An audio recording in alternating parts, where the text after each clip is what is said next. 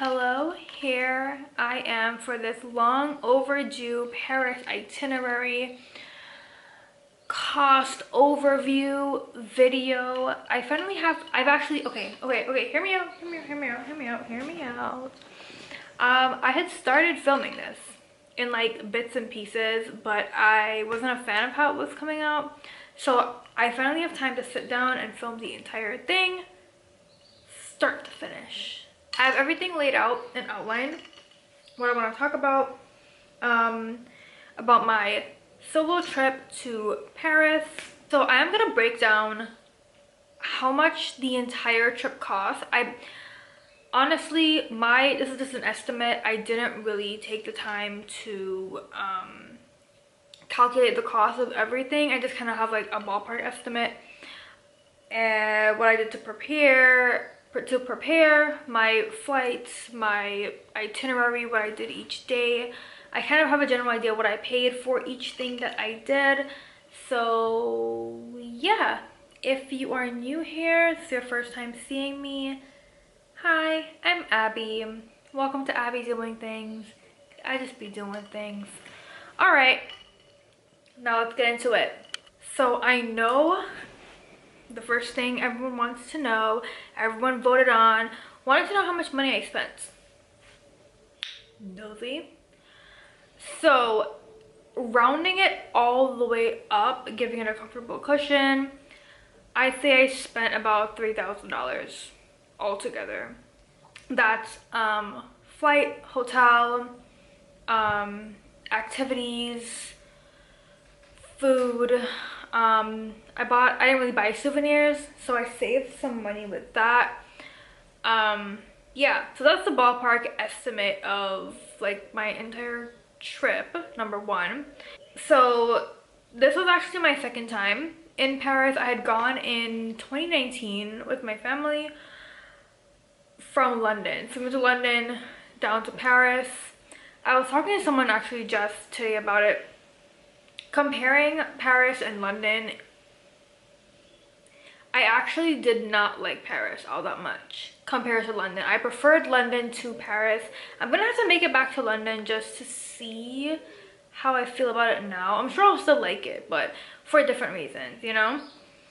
Okay, so here's what I did to prepare. I found a video that was actually so helpful with some apps that were recommended. I did check the weather beforehand, what could be expected for, this is in March. Typically it's rainy in March, so I was like, okay, I'm gonna probably have to be a bit warm. I kept all my warm or cold weather clothes from Atlanta, you know, like stuff that I can layer, jackets, whatever, boots. So I had all of that already. So you can use Uber, you can, but there's a taxi app called G7. Some people prefer to use that. Honestly, I didn't see much of a difference in the pricing, but I never really attempted to use it too many times. So, I mean, I kind of walked or took the metro everywhere. Oh, so I downloaded an eSIM app called Airalo. Yeah. So I was able to get an eSIM so I could use data. I had my phone that I was able to use, which was great. I was able to navigate. You know, I stay on my maps, okay? So I had actually been compiling a list in my Apple Maps of places I wanted to go to, you know, things I wanted to do, things like that, right? Oh, I also got this app called IDF Mobilities. So that's the bus and the train routes. So basically whatever location you are at, you can put in where you want to go and they'll give you the exact routes, the times the bus or train is leaving, and that was super helpful. So I didn't take the train as much times. I think my last 2 days I really took the train, but it was super helpful because I took it multiple times, multiple different places, and it made it so easy. Okay, so also preparing for this trip, I live in this delusion that I'm going to develop a new style or personality when I travel. I don't. So I was like, okay, let me not bring clothes that are too far out of my norm. Like, I'm just gonna bring stuff that I know I'm gonna be warm, be comfortable. I ended up bringing a few outfits that I would not normally wear, and most of them I actually did not even have the opportunity to wear. So half the clothes I brought I didn't even wear. So traveling, I actually booked my ticket from Puerto Rico, from San Juan. So I flew with Silver, which actually they put me on Cape Air. They called me the morning of, I think, and they were like, yeah, so that flight is no longer gonna operate. We're gonna put you on another flight. And I was like, yeah, I have a connection, so figure it out quickly. And they called me back and they were like, yeah, so we can get you, I think my original flight was like at 8 a.m. I think 8 or like 8:30, something like that. And they were like, well, we can get you on a 10 a.m. So I was like, okay, cool. Got to Puerto Rico. I checked in with Delta to Atlanta. I think that flight left Puerto Rico at 2 o'clock. So I got to Atlanta. I think I left Atlanta at, I want to say like 7. I don't know. I could be wrong. All I know is 8-hour flight. We did land a bit early. We were supposed to land, I think, at 9 a.m. We ended up landing around like 8:45 or so. When I was flying, when I lived in Atlanta and I was flying back and forth, I learned to sleep on planes. And I was like so excited because I'm not normally a person who sleeps on planes. I found out I no longer sleep on planes on that 8-hour flight. I think I was really tired, but I kind of like dipped in and out of sleep for like maybe an hour. There's a bird outside. Every time I start talking, it sounds like it's far away, but like, don't know. So arrival day or day 1, whatever you want to call it. I'm gonna call it arrival day. So by the time I landed, it's a pretty long walk from where you come out of the plane to get to customs. Like, I really thought it was like, I don't know, the walk was giving we're about to go straight out of the airport. That's how far it was. I was like, this is kind of misleading. There's no signs or anything just showing like exit, exit, exit. I'm like, what's happening? What's going on? I did watch a good bit of videos that said there's gonna be guys asking if you need a taxi literally as you come out of baggage claim, and don't go with them. There's a line for like official taxis because the city of Paris has already negotiated taxi prices to get to different areas of Paris. If you're going to the city center, there's already like a set like flat rate price for that, and sometimes they'll try to like scam you and charge you more or whatever. So they were offering like taxi. I was like, no, I'm cool. I was gonna use that G7 app, taxi app, but I was waiting for a little while, and I was like, it seemed to be like they were having trouble finding a driver. Then they switched to another driver. Then it was like, the person was like, I'm here, and I'm like, you're not, because I don't see you. I don't know what's going on right now. So they like looped back around or something, and I was like, you know what, let me just cancel this. Because a guy from the official like taxi, you know, place asked, I saw him before. I asked him, I was like, hey, where do I get a taxi? He was like, yeah, just walk, you know, all the way down. I said, cool. And actually I paid less than the G7 app, like a few dollars less, but still less. I think it was 56 euros. Yeah, 56. But I did change some money before leaving the airport. I think I changed like $100. So yeah, which I got back like, plus like the fee for the exchange place or whatever ended up being like, I think 80 something euros. So the customs process was very smooth, very easy. It took all of 5 minutes. And one thing I really loved about traveling by myself, not having to wait for anyone. So I got to where I needed to go pretty quickly. I was able to kind of get through the lines faster because it was just me. Mwah, chef's kiss, 12 out of 10. Love that for me. I ended up getting to baggage claim. I saw my bag immediately. I was like, oh, perfect. But wouldn't you know it, my eyes started to burn so bad. And you know what? I'll let you guess why. My sunscreen. Yeah. I had to rush in the bathroom. I had like a mini like toiletry bag with like mini travel sized products. So I had like a cleansing balm, I had an actual like cleanser, moisturizer. So I rushed in the bathroom, just like threw my suitcase to the side, like put my backpack on the suitcase and washed my face like multiple times. People were looking like I was crazy, but I was like, my eyes are in shambles right now. I'm sorry. I cannot have decorum right now.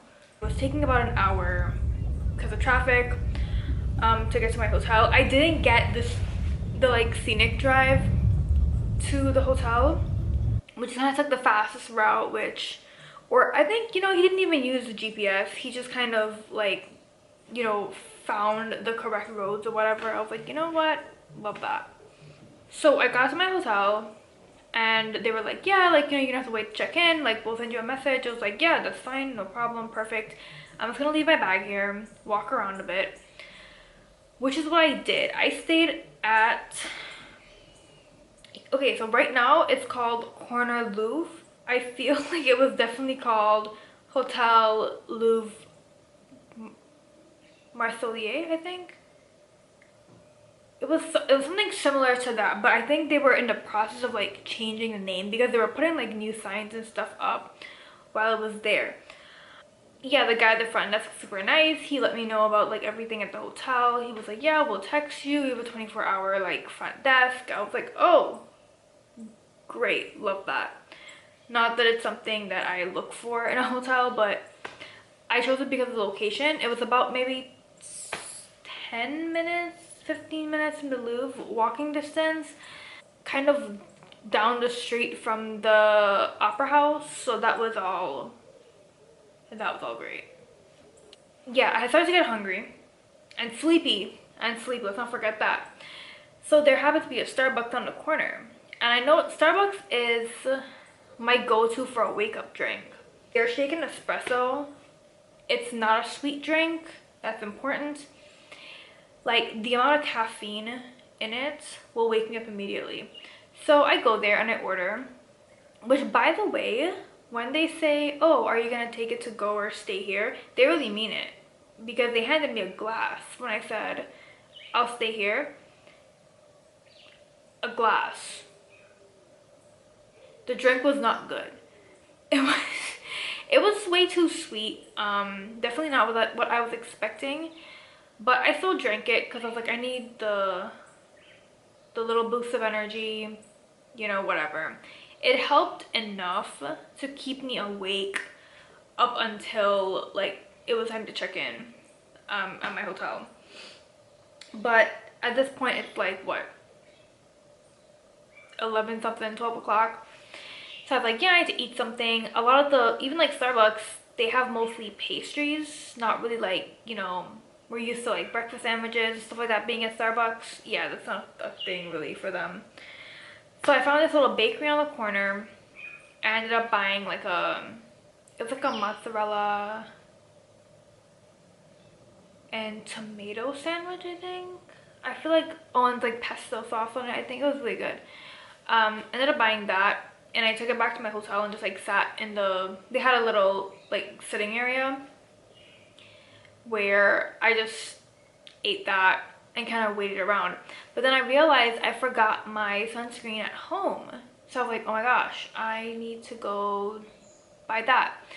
I've been walking around the street just like kind of familiarizing myself with my location, my whereabouts, and there were a good bit of stores nearby. There was like there was a Zara Home, which I was surprised by. I don't think I've ever really seen a Zara Home, like a physical store.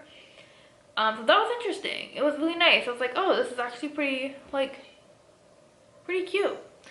There was a Sephora nearby. The Sephora was so chaotic, like the layout. Okay, the sun's going down. I'm gonna try to hurry this up, or the lighting may change. Who knows? Yeah, in Sephora, the layout was very, like, not what I was used to. It took me a while to find my sunscreen, which was Super Goop. I had heard about the French pharmacies. I did find one that was nearby. They didn't have what I was looking for. The sunscreen I was looking for. I did try a couple others because they have testers out, and it was either like a really weird texture that I didn't like, or it was tinted in a way that didn't really work for me. So yeah. So while I was in Sephora, actually, the hotel texted me, they messaged me on WhatsApp, and they were like, hey, like, your room's ready for check-in, which was actually a little bit early. And I was like, oh, perfect, perfect. My phone was dying. I had bought a converter here in St. Croix, and it was the wrong converter.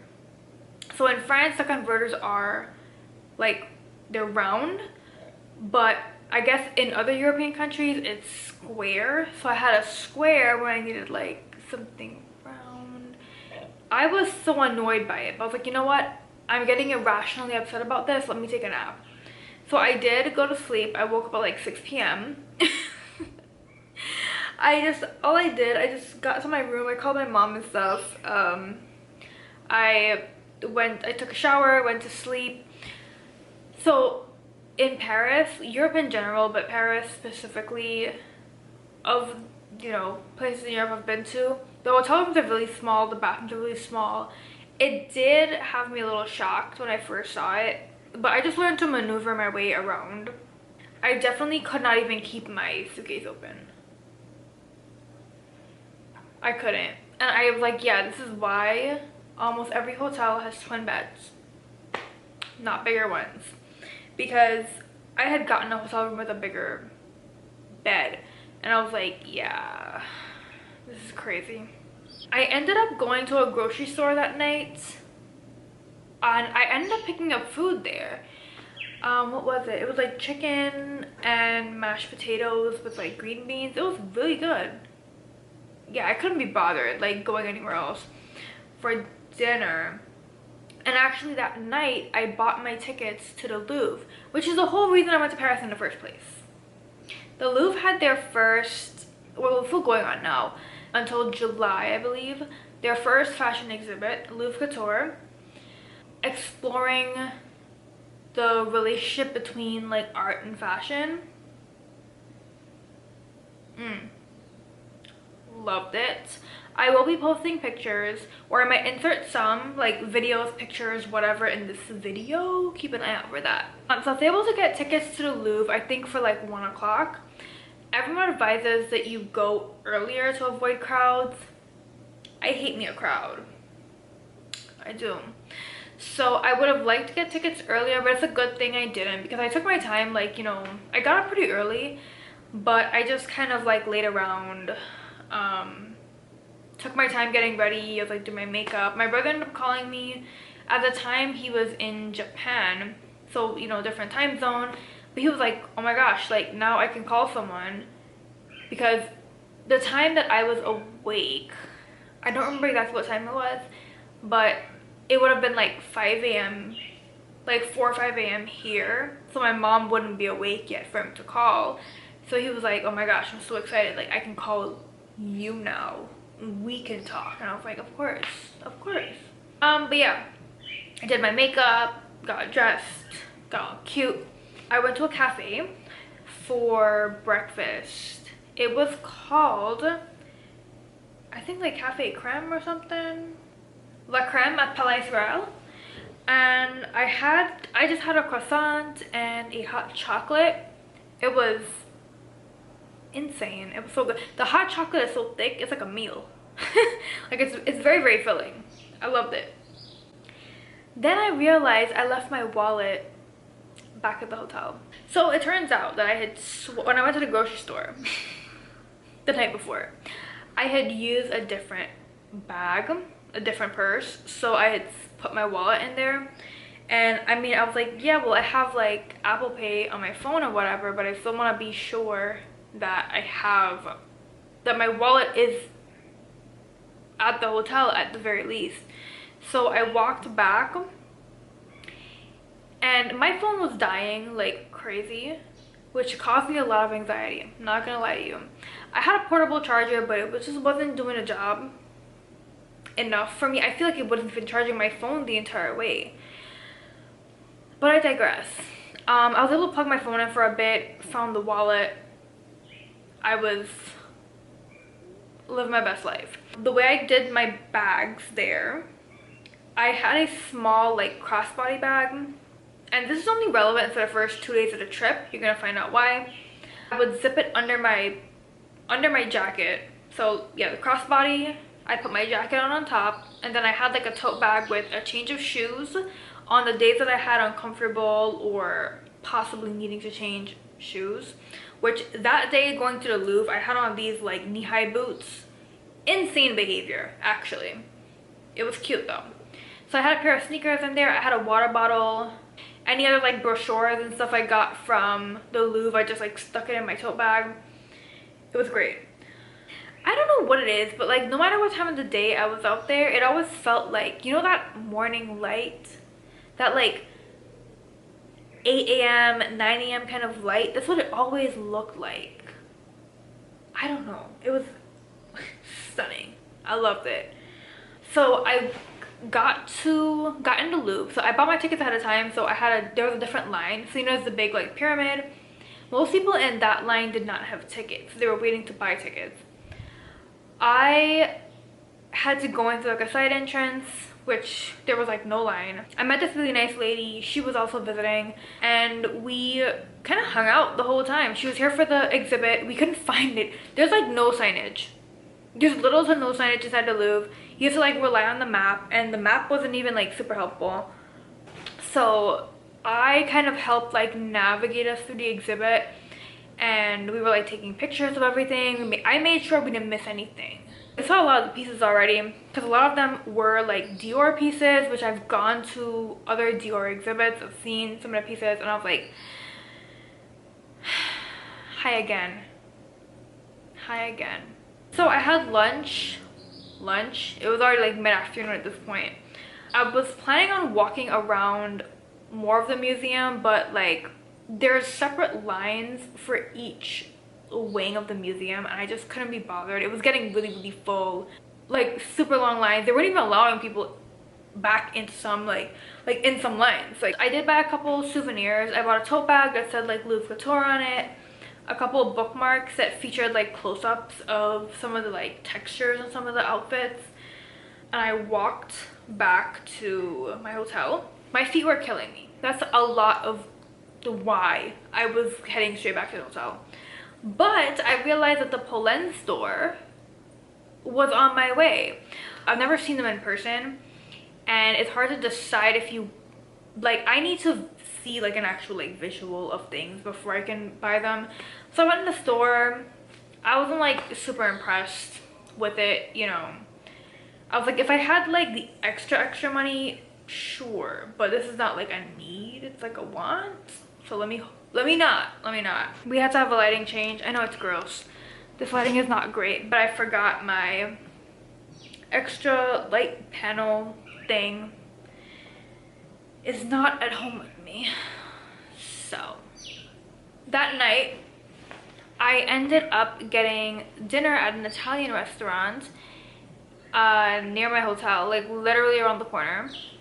But I did have an amazing dinner there. I had this, what do you call it, like a ravioli sampler plate where it was like 3 different types of ravioli in like a kind of buttery olive oil sauce situation. It was really good, just amazing.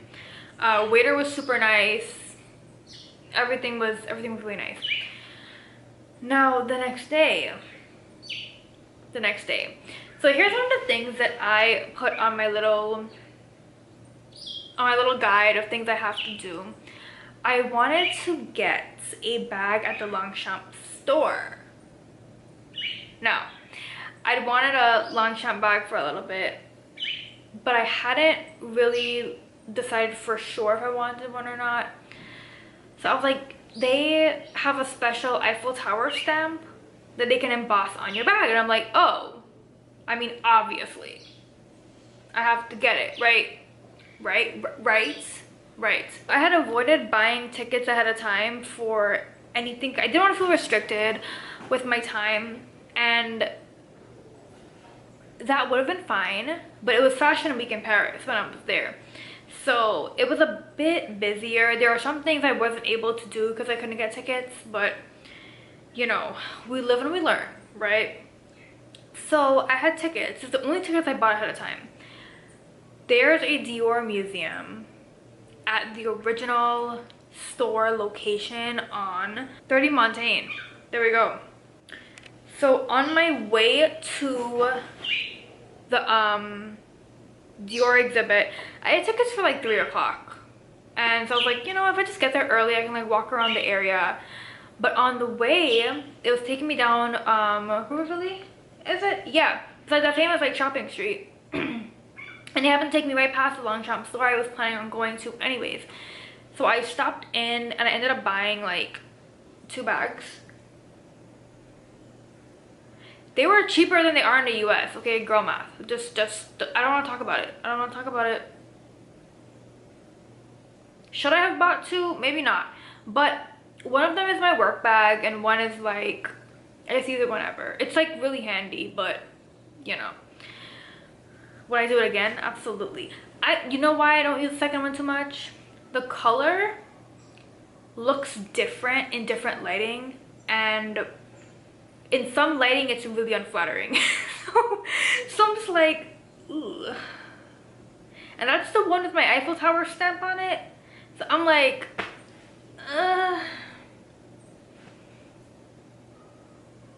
feels like a bad choice. So obviously I have to go back to Paris and get a new one. So I walked back to my hotel, which made me grateful for not having anyone with me. And I ended up actually getting lunch right near my hotel. So I ended up going actually to the hotel, ended up swapping my bag. So I used that Longchamp bag, the same one I used for work. I lugged it all over Paris, and Longchamp is a really popular brand in Paris. A lot of Parisian women carry them. Like they still have their little crossbodies, it's, you know, their designer crossbodies, but they keep like those as tote bags on them. So I felt very local. And I ended up getting matcha. So after lunch I got matcha. I was like, let me take my sweet time walking over there. So it was supposed to take me like 30 minutes to walk to the Dior museum. I think I did check the what do you call it, the subway, but I was like, you know, why not just walk? So yeah, the walk took me past like a lot of really cool places, past Place de Concorde, what's the other place? The something Petit Palais, I think Petit Palais, yeah. Which there was actually a exhibit, a Dolce & Gabbana exhibit in there, and I really wanted to go to it, but I couldn't get tickets. And when I thought the crowd, I guess they were letting a lot more people in at the same time because of the size of the place, but I was like, yeah, I would hate to be in that line. But yeah, I did make it to the Dior Museum on time. You were waiting outside, you know, they scanned our tickets, let us in. They made sure we all had tickets ahead of time, like, or yeah, before we even got in, they had people like walking to be like, hey, do you have your tickets? Can you pull it up for me? I'm just gonna make sure. And then once we got in, they scanned them and or before we got in, they scanned them and everything. So this exhibit was a bit different from other Dior exhibits I've gone to that featured mainly like just the fashion over the years. This one did have a section like that, but this focused a lot on the early history of the brand. Like Christian Dior, like his childhood, like growing up, how he ended up in Paris in fashion, his life, like where he lived, like who he worked with when he died, like the public reaction to him while he was alive and after his death and everything. So it was interesting to see. And then after that area, it kind of went more into the fashion, and was separated by like themes and things like that. We got to see his study, which is preserved. Everything is original except for the drawings, like sketches on the walls, on his desk. Was it on the walls? Yeah, sketches and like swatches of fabric. They did say everything is original except for that because of, you know, sensitivity to air and light and all of that. And then there was like a glass bottom area that looked down into the workshop, or the original workshop. So you kind of like peek in and kind of like angle yourself a kind of way to see in. And there's like boxes of stuff, there's clothes on hangers. You can see like the fabrics on the wall and the sewing machines and everything. It was so cool. I loved it. Some dresses, the really old ones created by, you know, designed by Dior, a lot of them were not the originals but were recreations, just because they were really, really delicate, not in great condition to be displayed, because fabrics are difficult to display. So I ended up, the store is like right next door, or in the same building really.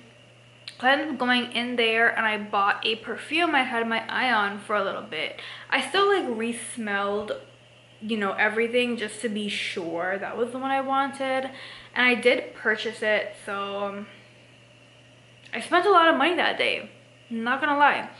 And then I took it further. There was a bag making class at Mini Me Paris. I posted a video on my Instagram about it, so you can go check it out at Abby Doing Things. I bought the ticket for it that day. I was debating still doing it or not, because the times, I may have said or not some of these things in my video, but so you buy the ticket, 145 euros, about $150, and they only do it at 2 times a day. So it's either at 9 a.m. or I think 3 p.m. or 1 p.m., something like that. Each class is 3 hours long. It's a small group, I think no more than 12 people. That was a great experience, and that kind of took up like the majority of my day, I think. So I got there, they had like lockers for us to, I ended up Ubering there actually, because I was gonna walk, but I kind of got up late that day. I was like really tired. All that walking was, you know, it felt great. It left me just really, really tired most days. I was in the area of some vintage shops I wanted to go to. Turns out I'm not a vintage shopping girl. It's a bit overwhelming for me, but we're not talking about that. So I got there, lockers, I think most of the people in my class were already there. It was like 5 of us, I think. 5 of us. So like 3 people already had arrived, and it was me and this other girl who arrived like after me. The store, it reminds me of the hair salon from Descendants. That's like my first instinct, like just like graffiti art on the walls, and everything is like an explosion of color, and it's so creative, and it's so like just wow. Yeah, so a bit more about the Mini Me Paris bag making experience. So the ticket price, the 145 euros. So they had a room with fabrics, and everything had a sticker on it, like a tag and a sticker. So the sticker corresponded with a price. So they went from like least expensive to most expensive or whatever. So of course the embellished fabrics were more expensive, and the 145 served as like your budget. So you could come under budget for your bag, or what if you went over, you just paid the difference. I ended up paying, my fabrics took up like my entire budget because, okay, so here's my bag. I actually used it today. So this bag had, let me see. So you have your front flap for this style bag, the flap bag. Which, by the way, a lot of people are posting videos of Mini Me Paris and saying like, it's like they're making like dupes for like Chanel or whatever. You're not allowed technically to say that. They make it on a waiver and everything. Like, don't claim that this is like Chanel or Hermes or whatever. But it's allegedly Chanel and Hermes like dead stock. Hermes like just for the leathers, but they don't have a ton of leather options. So mostly the fabrics, like it's some like, I mean you can tell kind of with how it looks. Right. So yeah, with this style of bag, this is slouchy bag. You can get it like a hard side, like a hard bag, but it's gonna cost you like 80 euros extra because they actually have to call like someone to come make it for you. Just because it's very, very precise and they rather that you not do it. You don't have to put the bag together yourself. You can have them do it for you. But, you know, I did everything myself the way like, well, everything that we're supposed to do ourselves. So this bag had, so you could pick a different fabric for each piece if you like. The front flap is one, the inside flap is another, that's two, the back three, and then this was all one piece, so four. There was another style of bag, I think it was a tote bag, it was huge, that had like five pieces, I mean. Yeah, 5 pieces. So you can pick as much fabric as you like, but yeah, I only picked 2. I wanted to keep it a bit cohesive, but you know. And then you pick like your lining. There's different designs. Mine is just like Paris themed. There was like flowers, like skulls, whatever else. And it does say Mini Paris Atelier on the inside. So you pick like charms. You didn't have to, but you could pick like charms. Some of them they sewed it on. This is a pin that I think they actually made there. They make a lot of their stuff like custom. So I was trying not to buy too much, but with everything being custom there, I was like, this will actually be a really good purchase. Like if I can't get it anywhere else. Then you pick the chain. Yeah, and it's added up. You pay the difference or whatever. I think I ended up paying about 125 more for this bag. So all in all, this bag cost me, so like let's say 145 plus 125. He has about like 270 altogether. So seems like a great souvenir to me. So yeah, that took the whole day. Not the whole day, but like the whole morning. I ended up getting lunch nearby. I had the biggest salad. It was supposed to be a Caesar salad. They literally took the entire head of romaine lettuce and cut it clean down the middle and just put it on the plate and put all the toppings. Like presentation 10, but it was way too much food. I think I ate like half of it, and then I also had fries prior to that. Yeah, unrealistic. I decided like, let me just map. I was waiting on an Uber, but there was so much traffic that I was waiting for like 10-15 minutes. I'd already given up on the vintage stores. I went into like 2 of them that were in the area, and it was kind of busy at that time of the day, and it was like, I wasn't looking for anything specific, but I wasn't really in the mood to browse because I had like these 2 purses in my hands, and I was just like, okay, this is too chaotic, it's too much going on, let me just leave. So I was mapping the route and I found out like, oh, I can walk a different way to my hotel. It was gonna take about 15 minutes. It took a bit longer because I did stop inside of a French pharmacy, and I said I was gonna go back because it was much bigger than the one near my hotel, but I didn't. I didn't. And I should have bought some stuff while I was there, but I don't know. I just didn't. That night power went out at my hotel. I thought it was like more places, but it was just our hotel. I don't know what happened. The guy at the front desk looked extremely like confused and bothered by the whole thing, which I get it, man. I get it. Because people were asking like, what's going on? Like, I need power to charge, whatever. And like, yeah, my phone was dying. I was ready to go to a cafe somewhere, because there are some cafes that do open until like 2 a.m. and most restaurants close like 11 p.m. midnight, but people eat dinner like pretty late. Something I was gonna say, a cultural difference. People really do sit and have meals there, which I'm a quick meal type of girly. Like that same day at Mini Me, I was just trying to get like something quick to eat on my way, well, before going back to my hotel. But I just realized like I have to sit and eat, like there's no other option. Which, I mean, it kind of forces you to slow down, which is nice. But if you are genuinely in a rush, I think it can be inconvenient.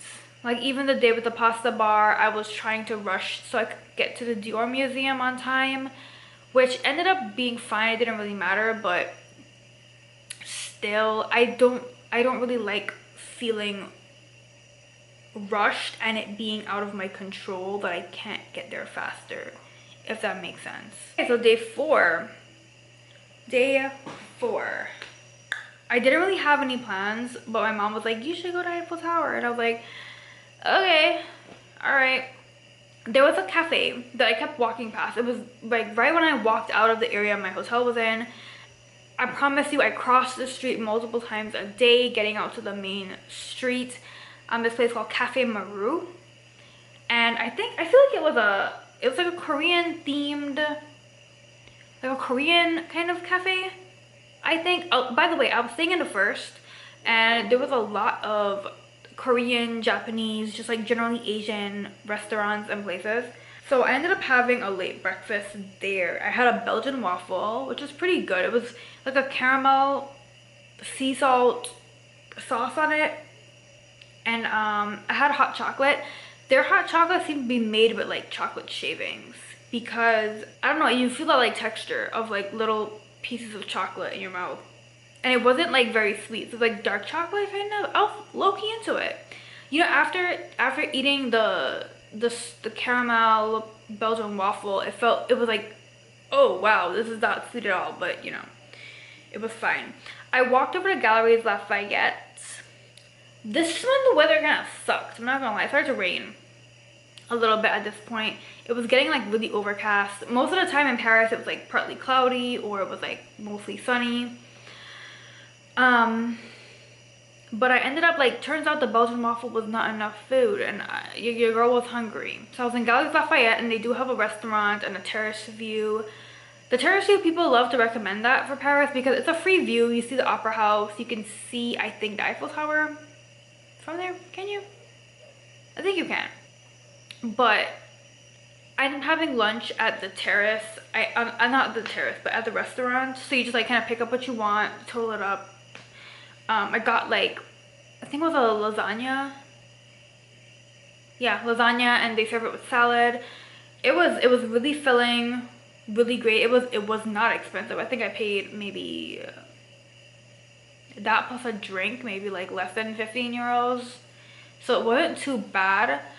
So I went out to the terrace. I did like take some pictures, but I was like, I gotta come back. It was like, it was starting to rain or starting to get cloudy. So I was like, okay, let me just come back. I did browse around a bit, but I was like, I was gonna take a train that day, or I was gonna call an Uber actually to get to the Eiffel Tower area. But I was like, you know what? No, let me just take the train. It's right here. I bought my ticket, my pass and everything, and yeah, don't remember which line I took that particular time, but yeah, a few stops. Actually no, it was more than a few stops, but I got there. But whichever train I took, I feel like it was the number 9 route. I feel it took me to the Eiffel Tower. Dropping off the Trocadero, which is right across from the Eiffel Tower, so you get that like straight on view. I didn't go like directly under it. No desire to go to the top of the Eiffel Tower either. I think I'm afraid of heights a little bit. Yeah, I started to get like a little vertigo of a feeling at the Dior Museum when like you can look straight down into the glass. I didn't like that. I did not like that at all. Like it was real fair shaking through my body, and I was like, in my head I was like, this is stupid. This is so stupid. But whatever. I took some pictures there at the Trocadero. A lot of people who are gonna try to walk up to you with the little tourist traps, tourist scams, whatever. That's the only place. I hardly took pictures of myself because I didn't want to put my phone down anywhere to take pictures or videos. So a lot of selfies. Yikes. The only reason I got pictures of myself at the Eiffel Tower was because this girl, was it a couple? Well, I think it was a couple, but the girl had asked me to take pictures of them in front of the Eiffel Tower, and so I did, and I was like, actually, can you take pictures of me? And she was like, yeah, of course. So she took pictures of me, and I was like, love that, thank you. After that, it was kind of like overcast of a day, so I ended up just like leaving. There was a thrift store I wanted to go to, or yeah, like a luxury thrift store I wanted to go to, see what they got in there. So I was like, okay, like let me map it out. And it was a little bit of a walk. So I started walking, and I was like kind of like, what's the point?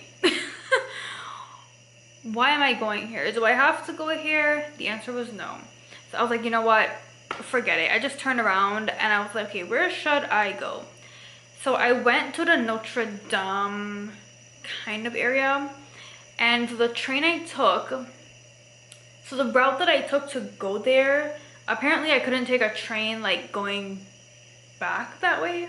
I don't know, they give you different options for on the IDF Mobilities app.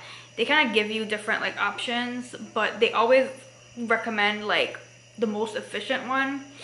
So the most efficient one was gonna take me like around the other way of the city. Yeah, so not back the way I came.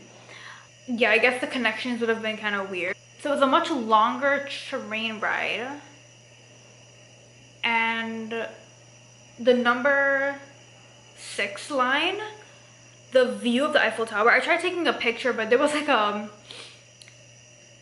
it was like a sticker on the door, on the window, and I couldn't really like see it too clearly, but you see the Eiffel Tower from like a great angle. It's great.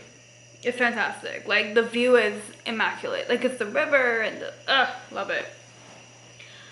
So yeah, I ended up in the Notre Dame area.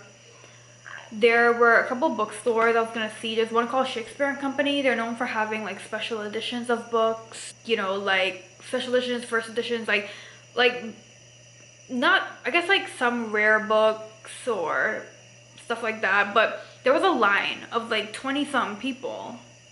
The way I hate lines needs to be studied, okay? Because I said absolutely not. Like there's something specific I'm looking for, so it's not like I've been tracking something down and they're probably gonna have it. No, not even. So I just decided to walk around the, like not around the corner, but like within the area. There was another bookstore called the Abbey Bookshop, and it's like a book hoarder's dream. Like it's almost like floor to ceiling bookshelves, just like stacked with books. It's so tiny in there. I couldn't get enough. And one thing I did find is that the restaurants had a bit more of a variety of like what I would think would be like just regular like French food, whereas like the area I was in, a lot of Asian, Italian restaurants, but this one they had like actual, like I guess like more typical French cuisine, and much cheaper. Souvenirs also much cheaper. Tons of like souvenir stores. There were the t-shirts, keychains, hats, magnets, sweaters, whatever. And that's all I bought. My parents wanted t-shirts. My dad likes a shot glass from different places, so I got him a shot glass. My brother wanted a t-shirt, so I got him a... There was a lot of Paris Olympics merch, like official merch on sale. Like, yeah. I'm assuming, because I had heard when the Olympics were going on, people assumed that the city was gonna be super full. So a lot of people who lived in the city tried to like leave the city, and a lot of people avoided going for the Olympics because they thought everyone was gonna go for the Olympics. But it ended up, Paris was like a ghost town, pretty much. So that was interesting to learn. And I was like, they have like all the merch still there. That's insane. I was going to have moules frites because I saw it when I was leaving that like area. Because I walked around and I was like having a great time. Did I get a crepe that day? I think I did. I think I had gotten a crepe that day. With like whipped cream and Nutella. It was really good. But like the whipped cream was a mistake. Because the crepe is so hot that it starts to melt. The whipped cream starts to melt. And then it just becomes like super messy. It was chaotic. Yeah, I wanted to go to this restaurant and the weather was pretty mild most of the time, where like midday would kind of get a bit hot. The breeze would still be a bit chilly, nothing crazy. But as the sun starts to go down, it gets pretty cold. And that day it was warm enough that I was just wearing a sweater, and I said, okay, I'm gonna be freezing if I try to like make it back any later than right now. So I just got the train, went back to my hotel. Good thing I did, because I was starting to get like really cold. Like the breeze started to blow and I was like, oh yeah, good thing I wasn't out here any later. So on my way to my hotel, the subway station I got off at was like a little bit farther down the street than I had previously been. So I was walking past a bunch of places that I hadn't seen before, restaurants and stuff. So I saw a ramen place and I was like, you know what? I could go for some ramen, like a nice broth, a nice soup, you know? And I think either they had just opened or something, but the menu was outside. I took a look at the menu, took pictures and stuff, and I was like, okay, yeah, definitely gonna go here. The price was pretty reasonable. So I said, let me just go back to my room. I'm gonna just put my stuff down, you know, change. Did I change? Yeah, I think I did change. And then head back up. So in like the 30 minutes it took for that to happen, I got back there and people were lined up outside the restaurants because inside was pretty small. And I was like, yeah, I'm not doing this. And like almost every restaurant on that street had like a line outside. I'm like, yeah. And there's a lot of people in front of me, actually. So I was like, you know, it's okay. I'm fine. I tried not to go back to the same restaurants twice, just to, you know, give myself the most variety. And I think most places near me, they were like booked out or they had lines outside. So I just went to the same Italian place again. And it was a different waiter. Well, both waiters kind of like swapped out. Like no one's really assigned to a table. So the one who seated me, the other one, like he would kind of check in on me periodically. When he saw me, he was like, oh, you're back. And I was like, yeah. He was like, same thing. I was like, actually no, thank you for offering.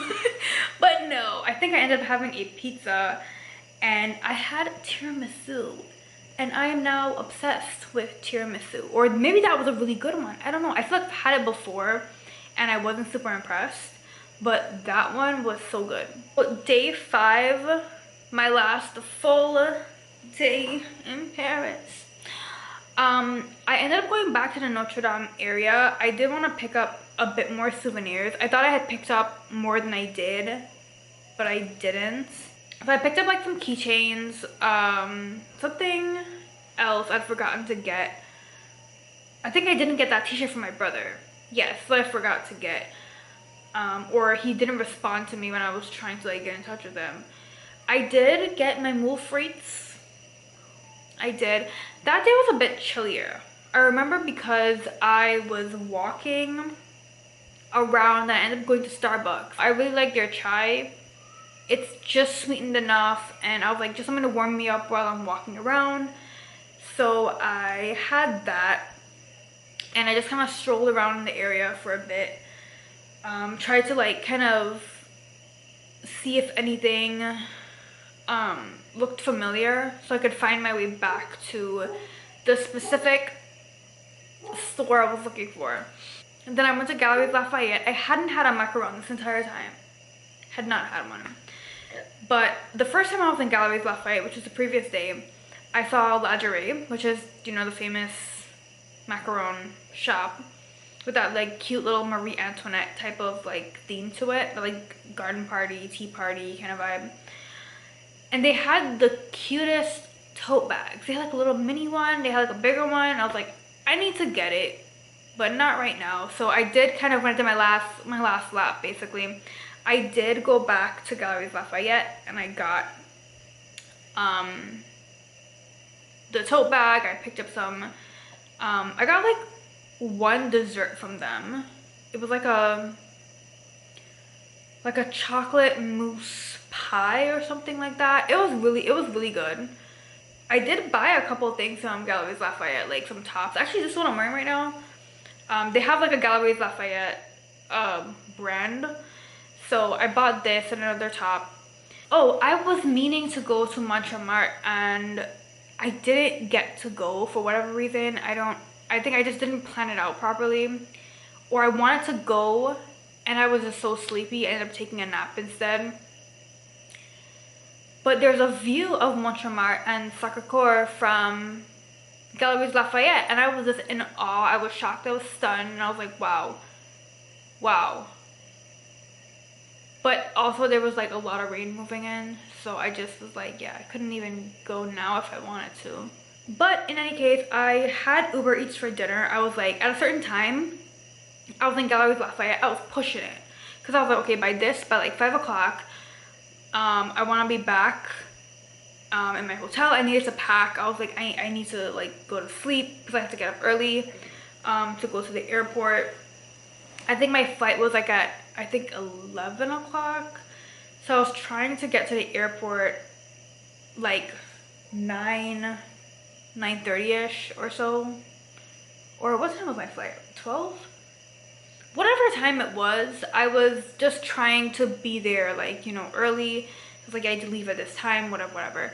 So I just spent my night packing. So I was like, Uber Eats is the best thing for me to do right now. Not sit somewhere to eat, you know. The next day, departure day, I got up. My hotel actually did have breakfast downstairs, like a little kitchen area. So I did make myself a little sandwich while I was waiting on my Uber. Uber arrived, got to the airport. I was so silly, oh my gosh. I was supposed to do the tax refund thing after I bought my bags at Longchamp. For the tax refund, you have to give them your passport or your passport number, and they print out this like special form thing and you get the refund at the airport. I couldn't find it, but it turns out it was like stuck between like some papers, and so I was like just feeling kind of rushed. So I was like, you know what, I'm not gonna bother. It's okay, I don't need the refund. Whatever, it's fine. I tried to get the refund at Dior as well, but I didn't have my passport on me.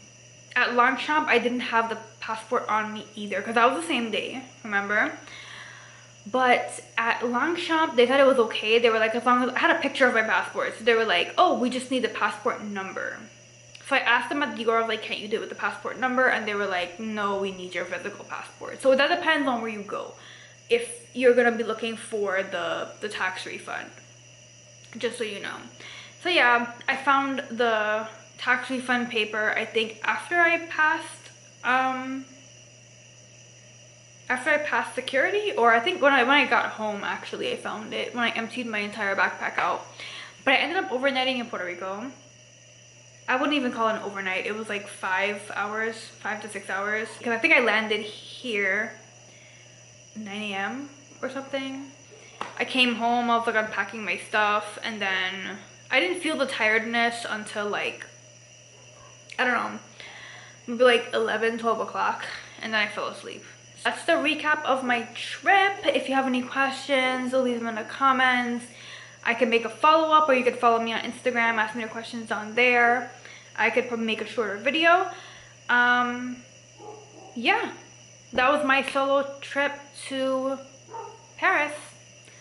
Highly recommend, 10 out of 10, absolutely. And I will see you hopefully on my next video, which hopefully is not too long from now. But yeah, bye.